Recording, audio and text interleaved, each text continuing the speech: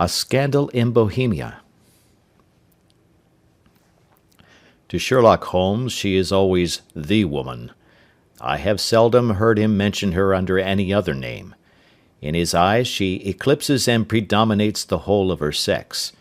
It was not that he felt any emotion akin to love for Irene Adler. All emotions, and that one particularly, were abhorrent to his cold, precise, but admirably balanced mind. He was, I take it, the most perfect reasoning and observing machine that the world has seen, but as a lover he would have placed himself in a false position. He never spoke of the softer passions, save with a gibe and a sneer. They were admirable things for the observer, excellent for drawing the veil from men's motives and actions. But for the trained reasoner to admit such intrusions into his own delicate and finely adjusted temperament was to introduce a distracting factor which might throw a doubt upon all his mental results. Grit in a sensitive instrument, or a crack in one of his own high-power lenses, would not be more disturbing than a strong emotion in a nature such as his. And yet there was but one woman to him, and that woman was the late Irene Adler, of dubious and questionable memory. I had seen little of Holmes lately. My marriage had drifted us away from each other. My own complete happiness, and the home-centered interests which rise up around the man who first finds himself master of his own establishment, was sufficient to absorb all my attention, while Holmes, who loathed every form of society with his whole Bohemian soul, remained in our lodgings in Baker Street, buried among his old books, and alternating from week to week between cocaine and ambition, the drowsiness of the drug, and the fierce energy of his own keen nature. He was still, as ever, deeply attracted by the study of crime, and occupied his immense faculties and extraordinary powers of observation in following out those clues and clearing up those mysteries which had been abandoned as hopeless by the official police. From time to time I heard some vague account of his doings, of his summons to Odessa in the case of the Trepoff murder, of his clearing up of the singular tragedy of the Atkinson brothers at Trincomalee, and finally of the mission which he had accomplished so delicately and successfully for the reigning family of Holland. Beyond these signs of his activity, however, which I merely shared with all the readers of the daily press, I knew little of my former friend and companion.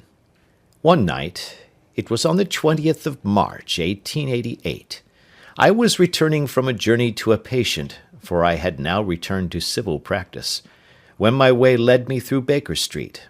As I passed the well-remembered door, which must always be associated in my mind with my wooing and with the dark incidents of the study in scarlet, I was seized with a keen desire to see Holmes again, and to know how he was employing his extraordinary powers. His rooms were brilliantly lit, and even as I looked up, I saw his tall, spare figure pass twice in a dark silhouette against the blind. He was pacing the room swiftly, eagerly, with his head sunk upon his chest and his hands clasped behind him. To me, who knew his every mood and habit, his attitude and manner told their own story. He was at work again. He had risen out of his drug-created dreams and was hot upon the scent of some new problem. I rang the bell, and was shown up to the chamber which had formerly been in part my own. His manner was not effusive, it seldom was, but he was glad, I think, to see me. With hardly a word spoken, but with a kindly eye, he waved me to an armchair, threw across his case of cigars, and indicated a spirit case and a gasogene in the corner. Then he stood before the fire and looked me over in his singular introspective fashion. "Wedlock suits you," he remarked. "I think, Watson, that you have put on 7½ pounds since I saw you." "7," I answered. "Indeed, I should have thought a little more. Just a trifle more, I fancy, Watson. And in practice again, I observe. You did not tell me that you intended to go into harness." "Then how do you know?" "I see it, I deduce it. How do I know that you have been getting yourself very wet lately, and that you have a most clumsy and careless servant girl?" "My dear Holmes," said I, "this is too much. You would certainly have been burned had you lived a few centuries ago. It is true that I had a country walk on Thursday and came home in a dreadful mess, but as I have changed my clothes, I can't imagine how you deduce it. As to Mary Jane, she is incorrigible, and my wife has given her notice, but there again, I fail to see how you work it out." He chuckled to himself and rubbed his long, nervous hands together. "It is simplicity itself," said he. "My eyes tell me that on the inside of your left shoe, just where the firelight strikes it, the leather is scored by 6 almost parallel cuts. Obviously, they have been caused by someone who has very carelessly scraped round the edges of the sole in order to remove crusted mud from it. Hence, you see, my double deduction that you have been out in vile weather, and that you had a particularly malignant boot-slitting specimen of the London slavey.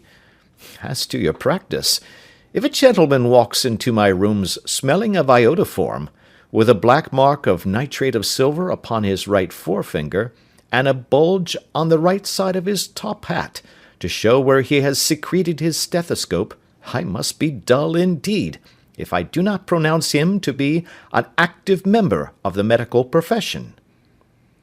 I could not help laughing at the ease with which he explained his process of deduction. "When I hear you give your reasons," I remarked, "the thing always appears to me to be so ridiculously simple that I could easily do it myself, though at each successive instance of your reasoning I am baffled until you explain your process. And yet I believe that my eyes are as good as yours." "Quite so," he answered, lighting a cigarette, and throwing himself down into an armchair. "You see, but you do not observe. The distinction is clear. For example, you have frequently seen the steps which lead up from the hall to this room." "Frequently." "How often?" "Well, some hundreds of times." "Then how many are there?" "How many? I don't know." "Quite so. You have not observed, and yet you have seen. That is just my point. Now, I know that there are 17 steps, because I have both seen and observed. By the way, since you are interested in these little problems, and since you are good enough to chronicle one or two of my trifling experiences, you may be interested in this." He threw over a sheet of thick, pink-tinted notepaper which had been lying open upon the table. "It came by the last post," said he. "Read it aloud." The note was undated, and without either signature or address. "There will call upon you tonight at 7:45, it said, "a gentleman who desires to consult you upon a matter of the very deepest moment. Your recent services to one of the royal houses of Europe have shown that you are one who may safely be trusted with matters which are of an importance which can hardly be exaggerated. This account of you we have from all quarters received. Be in your chamber then at that hour, and do not take it amiss if your visitor wear a mask." "This is indeed a mystery," I remarked. "What do you imagine that it means?" "I have no data yet. It is a capital mistake to theorize before one has data. Insensibly one begins to twist facts to suit theories, instead of theories to suit facts. But the note itself, what do you deduce from it?" I carefully examined the writing, and the paper upon which it was written. "The man who wrote it was presumably well-to-do," I remarked, endeavouring to imitate my companion's processes. "Such paper could not be bought under half a crown a packet. It is peculiarly strong and stiff." "Peculiar, that is the very word," said Holmes. "It is not an English paper at all. Hold it up to the light." I did so, and saw a large E with a small g, a capital P, and a large capital G with a small t woven into the texture of the paper. "What do you make of that?" asked Holmes. "The name of the maker, no doubt, or his monogram, rather." "Not at all. The G with a small t stands for Gesellschaft, which is German for company. It is a customary contraction like our CO for company. P, of course, stands for Papier. Now for the EG. Let us glance at our Continental Gazetteer." He took down a heavy brown volume from his shelves. Iglonitz, here we are, Egria. It is in a German-speaking country, in Bohemia, not far from Carlsbad. Remarkable as being the scene of the death of Wallenstein, and for its numerous glass factories and paper mills. Ha ha, my boy, what do you make of that? His eyes sparkled, and he sent up a great blue triumphant cloud from his cigarette. "The paper was made in Bohemia," I said. "Precisely, and the man who wrote the note is a German. Do you note the peculiar construction of the sentence? 'This account of you we have from all quarters received'? A Frenchman or Russian could not have written that. It is the German who is so uncourteous to his verbs. It only remains, therefore, to discover what is wanted by this German who writes upon Bohemian paper and prefers wearing a mask to showing his face. And here he comes, if I am not mistaken, to resolve all our doubts." As he spoke, there was a sharp sound of horses' hoofs and grating wheels against the curb, followed by a sharp pull at the bell. Holmes whistled. "A pair, by the sound," said he. "Yes," he continued, glancing out of the window. "A nice little brougham and a pair of beauties. 150 guineas apiece. There's money in this case, Watson, if there is nothing else." "I think that I had better go, Holmes." "Not a bit, Doctor. Stay where you are. I am lost without my Boswell, and this promises to be interesting. It would be a pity to miss it." "But your client—" "Never mind him. I may want your help, and so may he. Here he comes. Sit down in that armchair, Doctor, and give us your best attention." A slow and heavy step, which had been heard upon the stairs and in the passage, paused immediately outside the door. Then there was a loud and authoritative tap. "Come in," said Holmes. A man entered who could hardly have been less than 6 feet 6 inches in height, with the chest and limbs of a Hercules.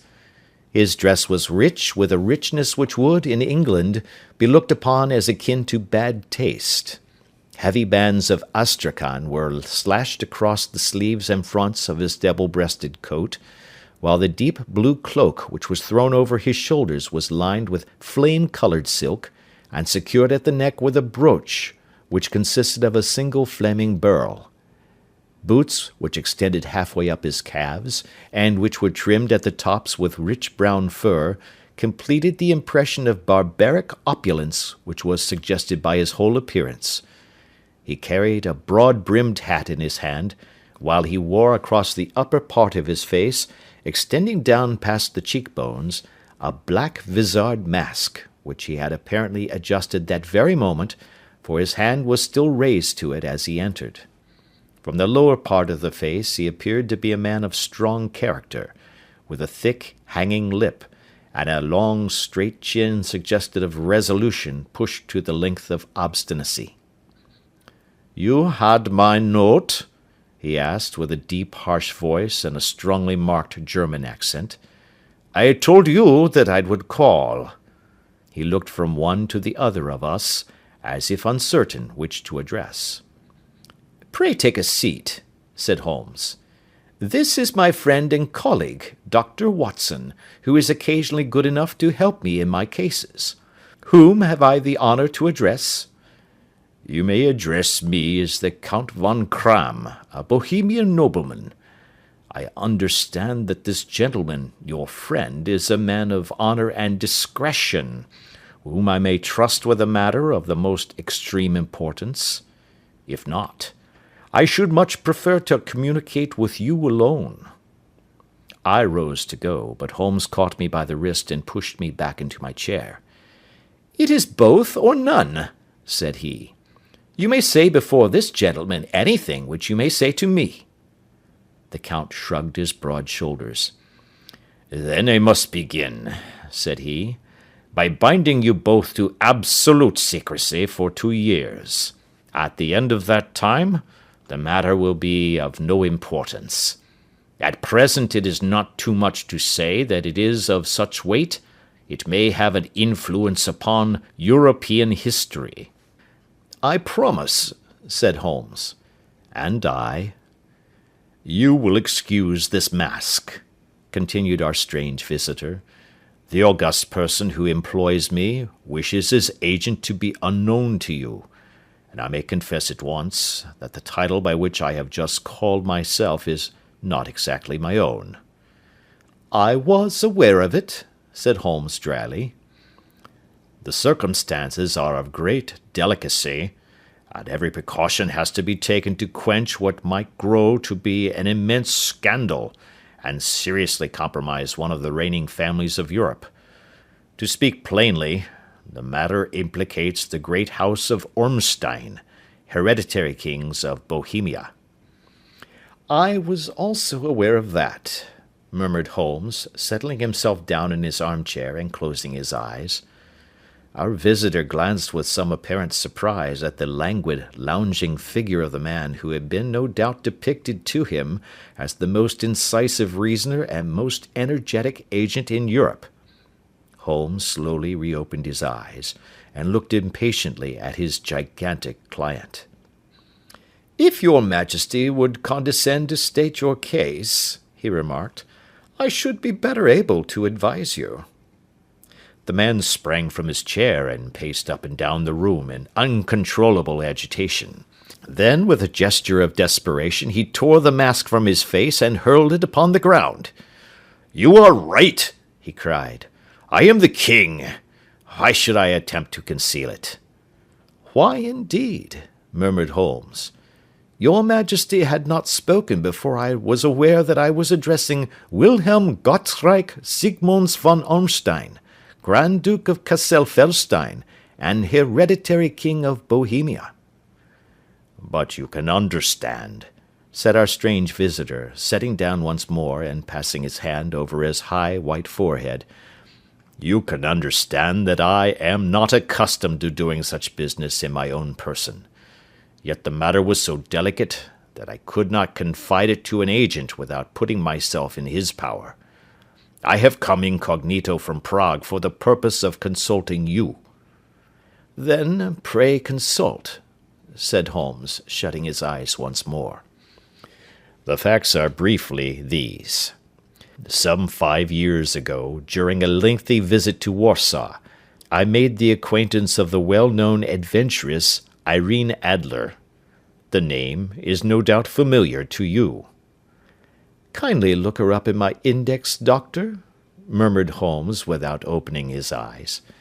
For many years he had adopted a system of docketing all paragraphs concerning men and things, so that it was difficult to name a subject or a person on which he could not at once furnish information. In this case I found her biography sandwiched in between that of a Hebrew rabbi and that of a staff commander who had written a monograph upon the deep-sea fishes. "Let me see," said Holmes.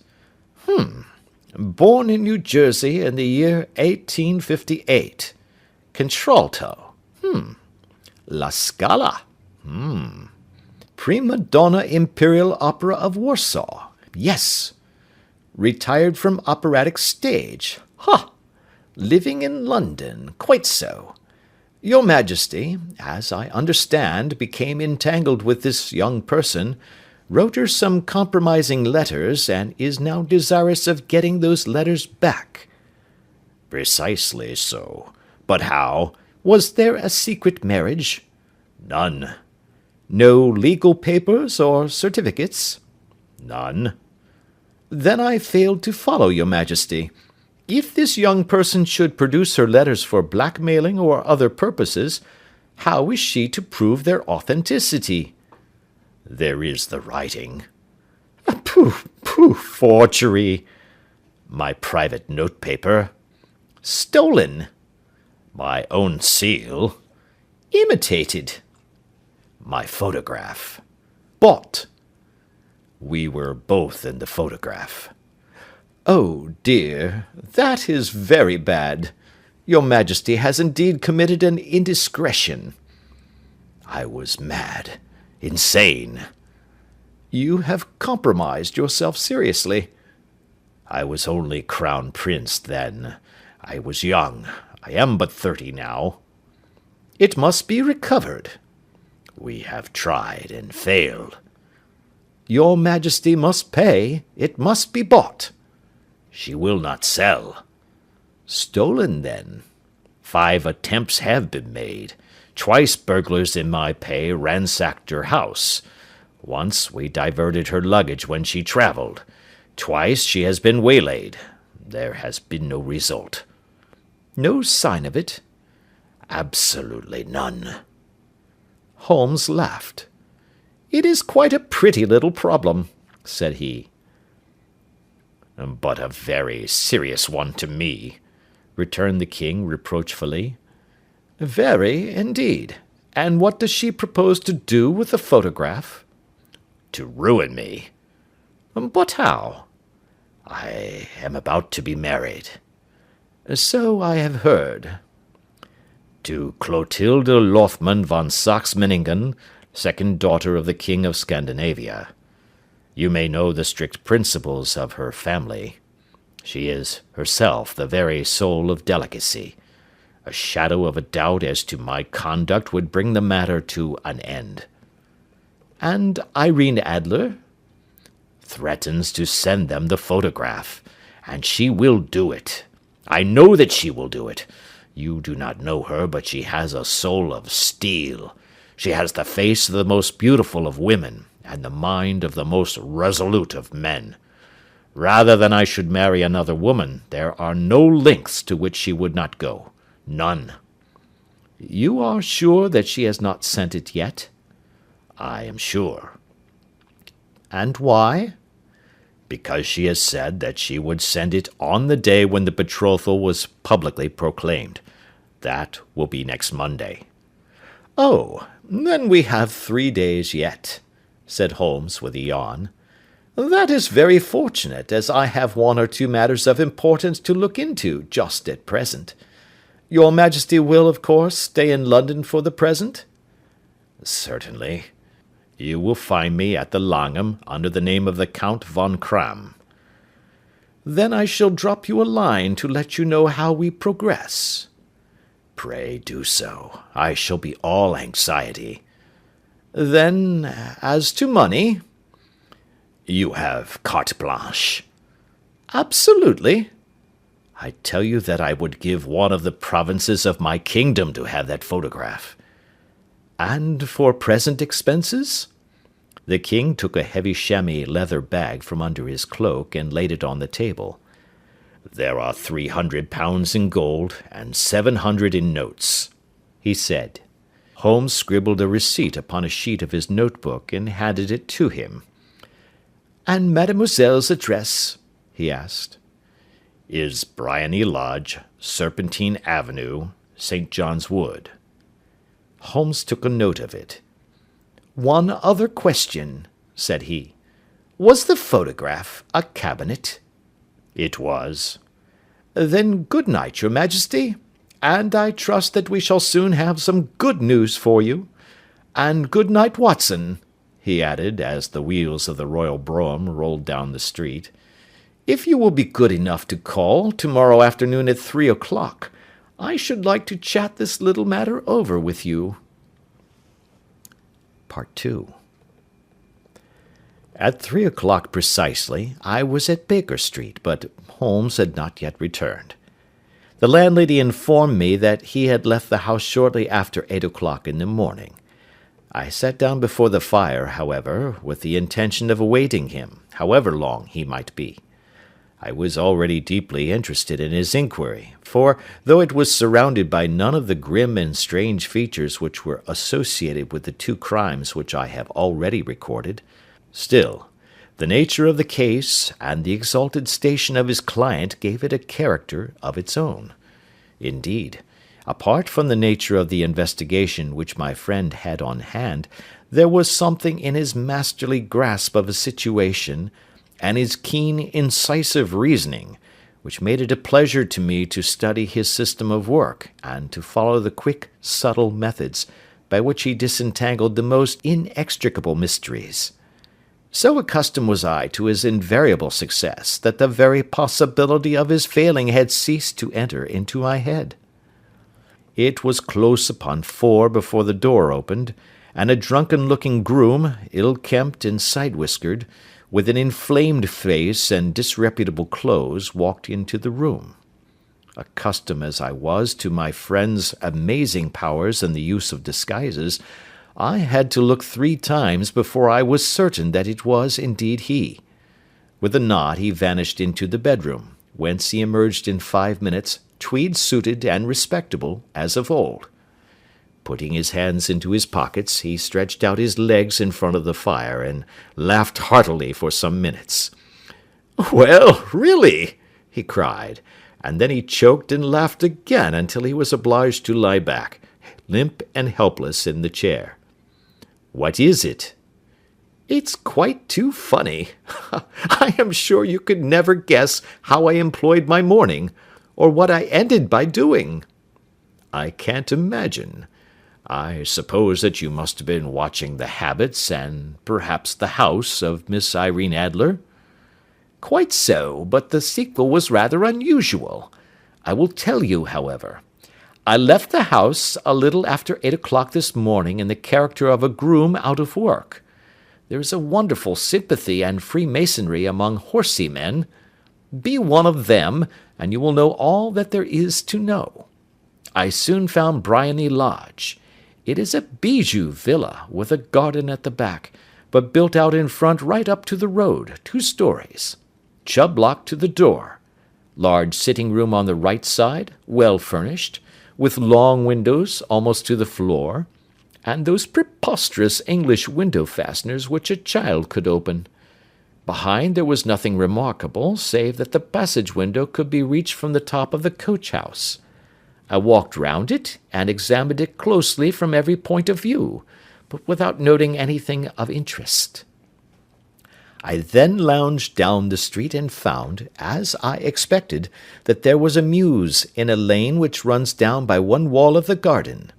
I lent the ostlers a hand in rubbing down their horses, and received in exchange 2d, a glass of half and half, 2 fills of shag tobacco, and as much information as I could desire about Miss Adler, to say nothing of 6 other people in the neighbourhood, in whom I was not in the least interested, but whose biographies I was compelled to listen to.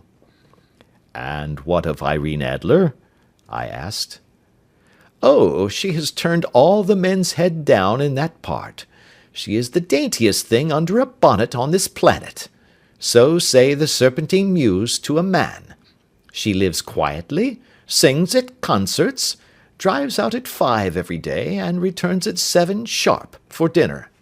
Seldom goes out at other times except when she sings. Has only 1 male visitor, but a good deal of him. He is dark, handsome, and dashing, never calls less than once a day, and often twice. He is a Mr. Godfrey Norton, of the Inner Temple. See the advantages of a cabman as a confidant. They had driven him home 12 times from Serpentine Mews, and knew all about him. When I had listened to all they had to tell, I began to walk up and down near Briony Lodge once more, and to think over my plan of campaign. This Godfrey Norton was evidently an important factor in the matter. He was a lawyer. That sounded ominous.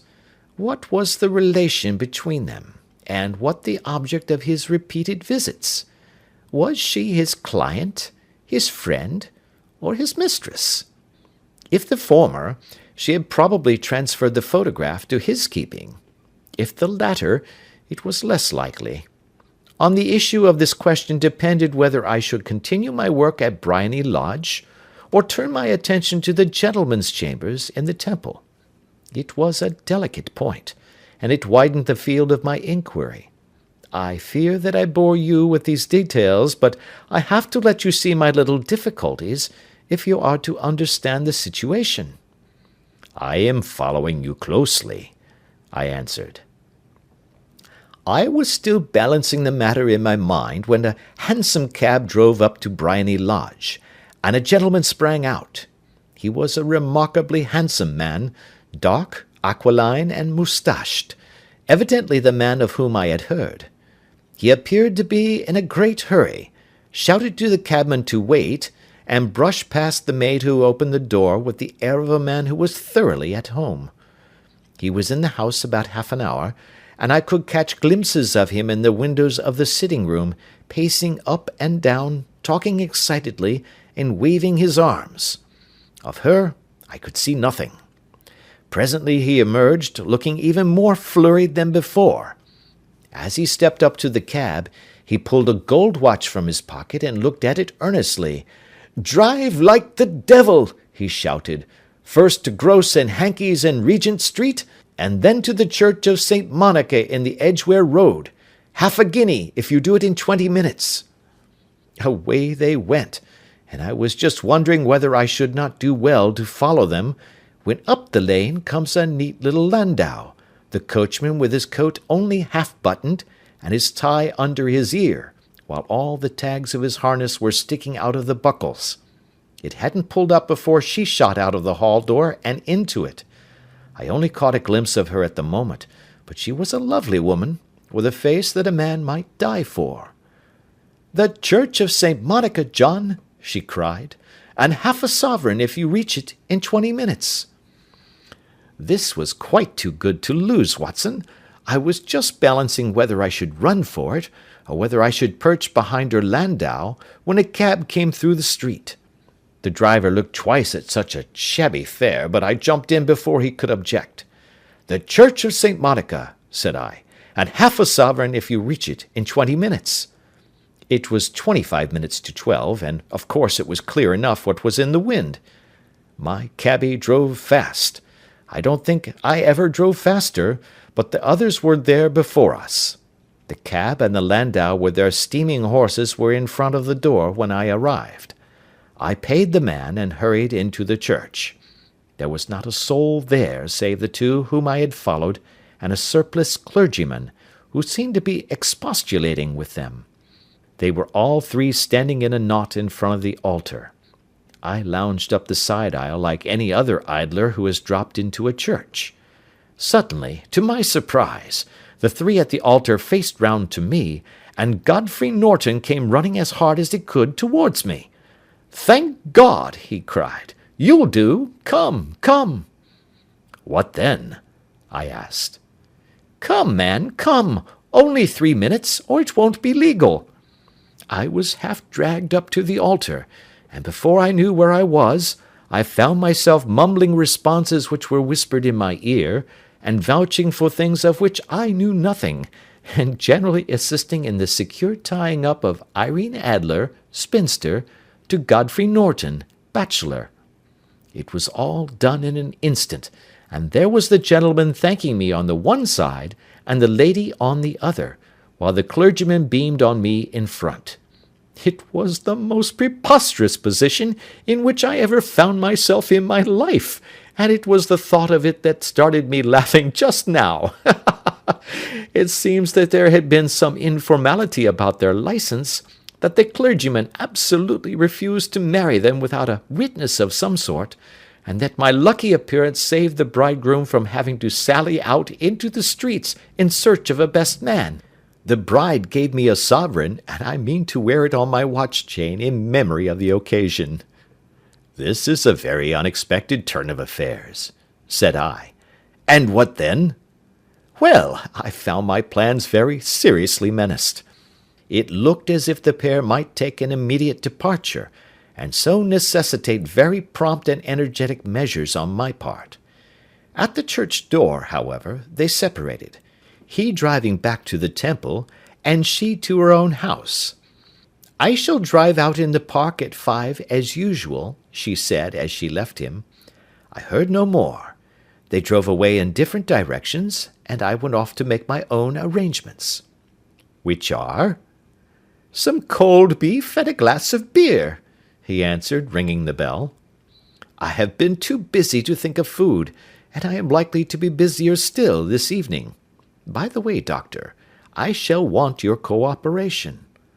"I shall be delighted." "You don't mind breaking the law?" "Not in the least." "Nor running a chance of arrest?" "Not in a good cause." "Oh, the cause is excellent." "Then I am your man." "I was sure that I might rely on you." "But what is it you wish?"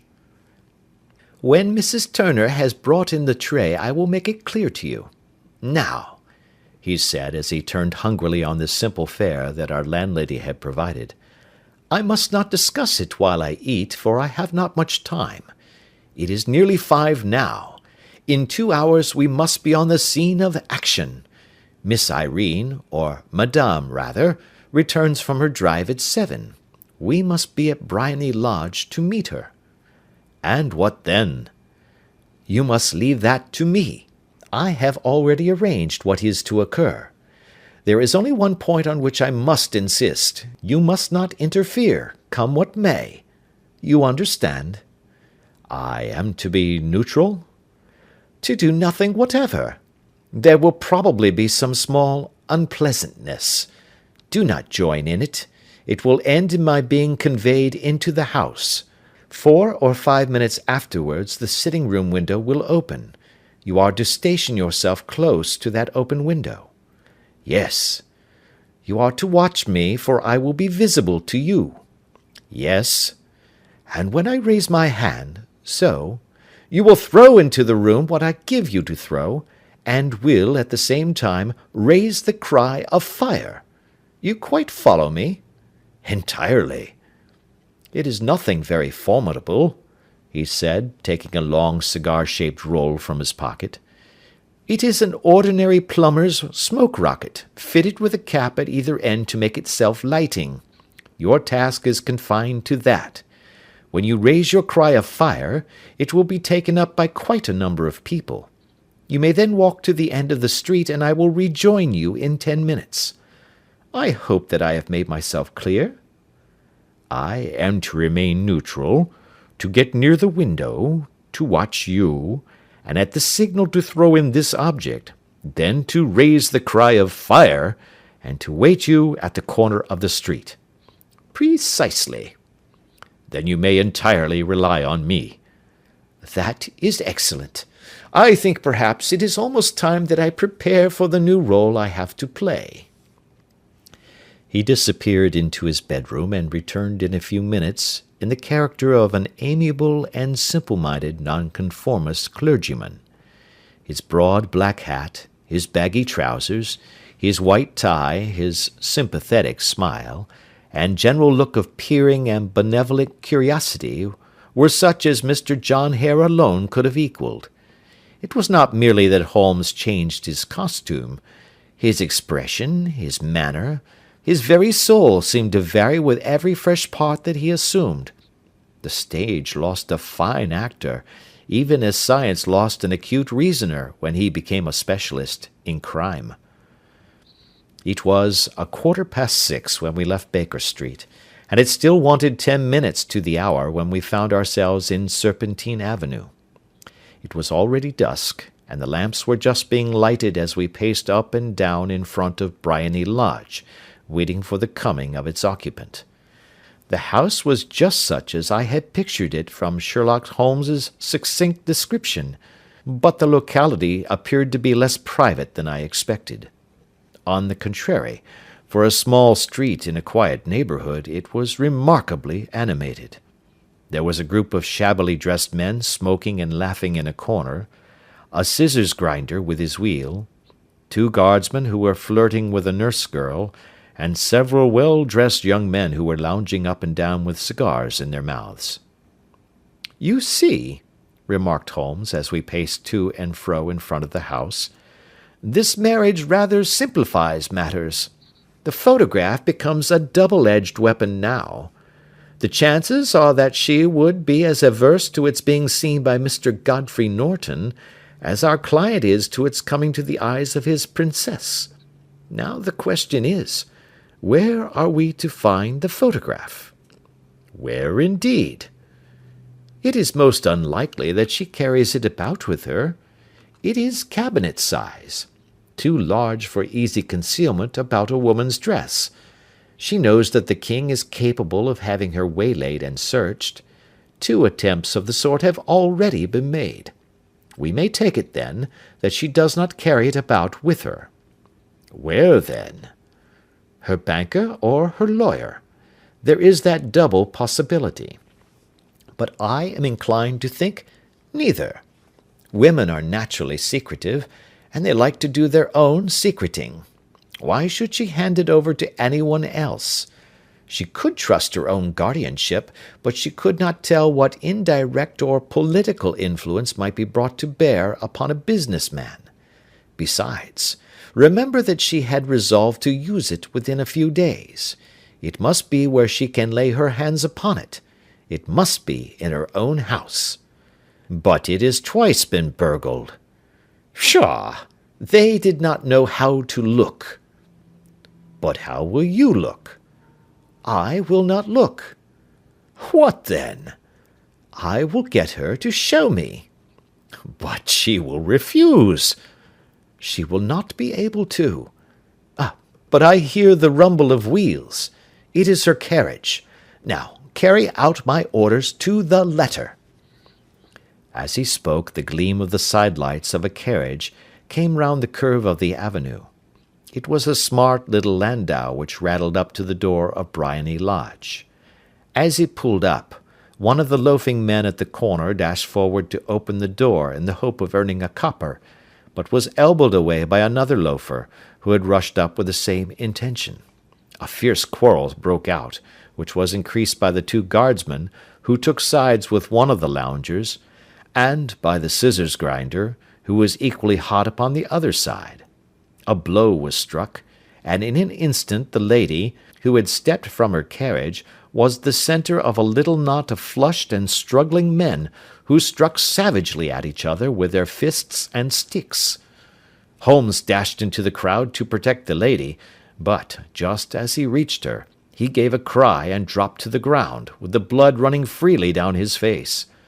At his fall the guardsmen took to their heels in one direction, and the loungers in the other, while a number of better-dressed people, who had watched the scuffle without taking part in it, crowded in to help the lady and to attend to the injured man. Irene Adler, as I will still call her, had hurried up the steps, but she stood at the top with her superb figure outlined against the lights of the hall, looking back into the street. "Is the poor gentleman much hurt?" she asked. "He is dead," cried several voices. "No, no, there's life in him," shouted another, "but he'll be gone before you can get him to hospital." "He's a brave fellow," said a woman. "They would have had the lady's purse and watch if it hadn't been for him. They were a gang, and a rough one too. Ah, he's breathing now." "He can't lie in the street. May we bring him in, marm?" "Surely. Bring him into the sitting-room. There is a comfortable sofa. This way, please." Slowly and solemnly he was borne into Briony Lodge and laid out in the principal room, while I still observed the proceedings from my post by the window. The lamps had been lit, but the blinds had not been drawn, so that I could see Holmes as he lay upon the couch. I do not know whether he was seized with compunction at that moment for the part he was playing, but I know that I never felt more heartily ashamed of myself in my life than when I saw the beautiful creature against whom I was conspiring, or the grace and kindliness with which she waited upon the injured man. And yet it would be the blackest treachery to Holmes to draw back now from the part which he had entrusted to me. I hardened my heart, and took the smoke rocket from under my ulster. After all, I thought, we are not injuring her, we are but preventing her from injuring another. Holmes had sat up upon the couch, and I saw him motion like a man who is in need of air. A maid rushed across and threw open the window. At the same instant I saw him raise his hand, and at the signal I tossed my rocket into the room with a cry of "Fire!" The word was no sooner out of my mouth than the whole crowd of spectators, well dressed and ill, gentlemen, ostlers, and servant maids, joined in a general shriek of "Fire!" Thick clouds of smoke curled through the room and out at the open window. I caught a glimpse of rushing figures, and a moment later the voice of Holmes from within, assuring them that it was a false alarm. Slipping through the shouting crowd, I made my way to the corner of the street, and in 10 minutes was rejoiced to find my friend's arm in mine, and to get away from the scene of uproar. He walked swiftly and in silence for some minutes until we had turned down one of the quiet streets which lead towards the Edgware Road. "You did it very nicely, Doctor," he remarked. "Nothing could have been better. It is all right." "You have the photograph?" "I know where it is." "And how did you find out?" "She showed me, as I told you she would." "I am still in the dark." "I do not wish to make a mystery," said he, laughing. "The matter was perfectly simple. You, of course, saw that everyone in the street was an accomplice. They were all engaged for the evening." "I guessed as much." "Then, when the row broke out, I had a little moist red paint in the palm of my hand. I rushed forward, fell down, clapped my hand to my face, and became a piteous spectacle. It is an old trick. That also I could fathom. Then they carried me in. She was bound to have me in. What else could she do? And into her sitting room, which was the very room which I suspected. It lay between that and her bedroom, and I was determined to see which. They laid me on a couch. I motioned for air. They were compelled to open the window, and you had your chance." "How did that help you?" "It was all important. When a woman thinks that her house is on fire, her instinct is at once to rush to the thing which she values most. It is a perfectly overpowering impulse, and I have more than once taken advantage of it. In the case of the Darlington substitution scandal it was of use to me, and also in the Arnsworth Castle business. A married woman grabs at her baby, an unmarried one reaches for her jewel box. Now it was clear to me that Our Lady of to-day had nothing in the house more precious to her than what we are in quest of. She would rush to secure it. The alarm of fire was admirably done. The smoke and shouting were enough to shake nerves of steel. She responded beautifully. The photograph is in a recess behind a sliding panel just above the right bell-pull. She was there in an instant, and I caught a glimpse of it as she half drew it out. When I cried out that it was a false alarm, she replaced it, glanced at the rocket, rushed from the room, and I have not seen her since. I rose, and making my excuses, escaped from the house. I hesitated whether to attempt to secure the photograph at once, but the coachman had come in, and as he was watching me narrowly, it seemed safer to wait. A little over-precipitance may ruin all. "And now?" I asked. "Our quest is practically finished. I shall call with the king to-morrow, and with you, if you care to come with us. We will be shown into the sitting-room to wait for the lady, but it is probable that when she comes, she may find neither of us nor the photograph. It might be a satisfaction to his Majesty to regain it with his own hands." "And when will you call?" "At 8 in the morning. She will not be up, so that we shall have a clear field. Besides, we must be prompt, for this marriage may mean a complete change in her life and habits. I must wire to the king without delay." We had reached Baker Street, and had stopped at the door. He was searching his pockets for the key when someone passing said, "Good night, Mr. Sherlock Holmes." There were several people on the pavement at the time, but the greeting appeared to come from a slim youth in an ulster who had hurried by. "I've heard that voice before," said Holmes, staring down the dimly lit street. "Now, I wonder who the deuce that could have been." Part 3. I slept at Baker Street that night, and we were engaged upon our toast and coffee in the morning, when the King of Bohemia rushed into the room. "You have really got it?" he cried, grasping Sherlock Holmes by either shoulder, and looking eagerly into his face. "Not yet." "But you have hopes?" "I have hopes." "Then come, I am all impatience to be gone." "We must have a cab." "No, my brougham is waiting."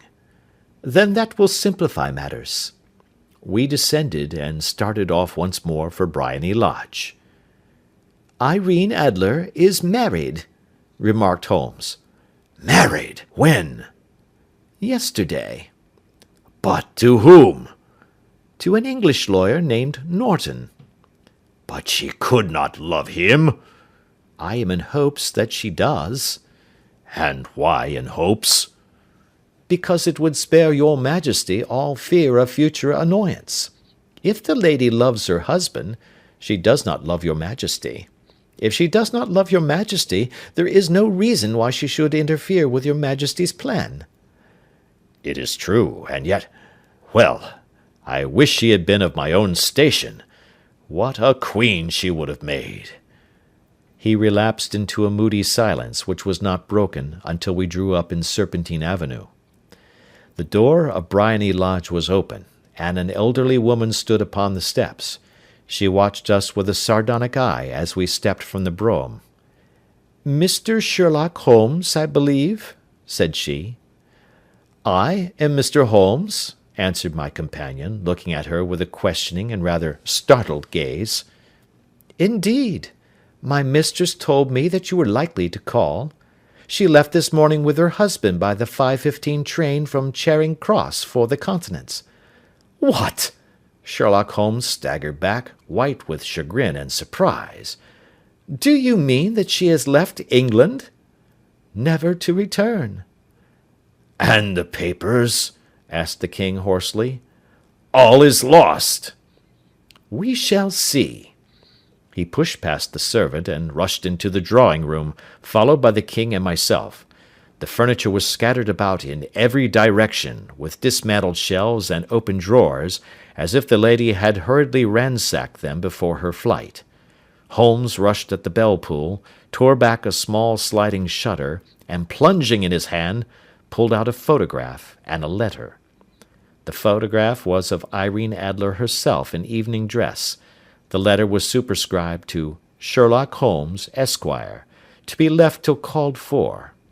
My friend tore it open, and we all three read it together. It was dated at midnight of the preceding night, and ran in this way: "My dear Mr. Sherlock Holmes, you really did it very well. You took me in completely. Until after the alarm of fire I had not a suspicion, but then when I found how I had betrayed myself, I began to think. I had been warned against you months ago. I had been told that, if the king employed an agent, it would certainly be you. And your address had been given me. Yet, with all this, you made me reveal what you wanted to know.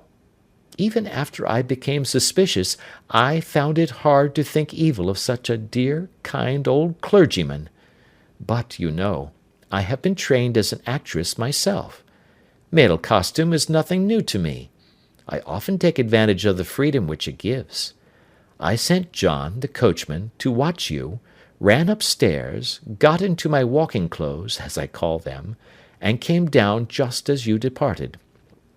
Well, I followed you to your door, and so made sure that I was really an object of interest to the celebrated Mr. Sherlock Holmes. Then I, rather imprudently, wished you good night, and started for the Temple to see my husband. We both thought the best resource was flight, when pursued by so formidable an antagonist. So you will find the nest empty when you call to-morrow. As to the photograph, your client may rest in peace. I love and am loved by a better man than he. The king may do what he will without hindrance from one whom he has cruelly wronged. I keep it only to safeguard myself, and to preserve a weapon which will always secure me from any steps which he might take in the future. I leave a photograph which he might care to possess, and I remain, dear Mr. Sherlock Holmes, very truly yours, Irene Norton, née Adler. "What a woman! Oh, what a woman!" cried the King of Bohemia, when we had all three read this epistle. "Did I not tell you how quick and resolute she was? Would she not have made an admirable queen? Is it not a pity that she was not on my level?" "From what I have seen of the lady, she seems indeed to be on a very different level to your Majesty," said Holmes coldly.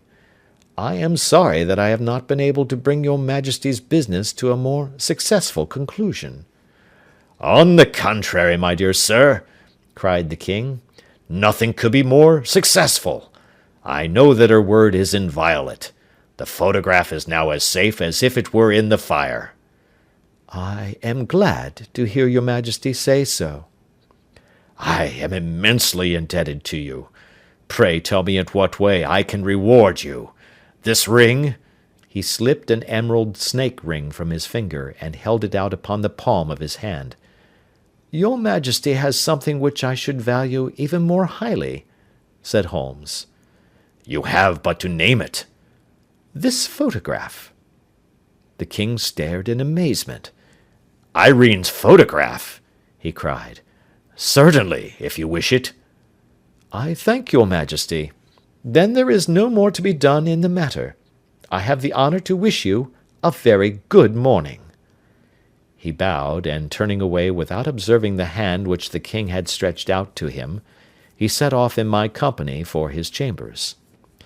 And that was how a great scandal threatened to affect the kingdom of Bohemia, and how the best plans of Mr. Sherlock Holmes were beaten by a woman's wit. He used to make merry over the cleverness of woman, but I have not heard him do it of late, and when he speaks of Irene Adler, or when he refers to her photograph, it is always under the honourable title of the woman.